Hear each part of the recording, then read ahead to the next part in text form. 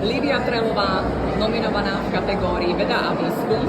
Vy ste prvá profesorka ústavného práva na Slovensku.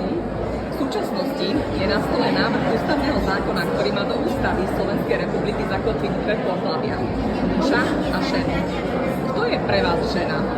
Ako vy definujete ženu? A čo pre vás znamená byť ženou? Čo pre mňa znamená byť ženou, tak žena je pre mňa, keď sa povie žena, tak si predovšetkým spájam s tým nejaké, by som povedala, že teplo domova, také materstvo, taký pocit bezpečia a spokojnosti, ale zároveň je tam hlavne tá jemnosť. Jemnosť, tá empatia, cit, to je asi to, čo nás odlišuje od tých mužov. A teraz ste veľmi zvedavá oslovka. Ako veľmi ste zvedavá, kto vyhrá vašu kategóriu?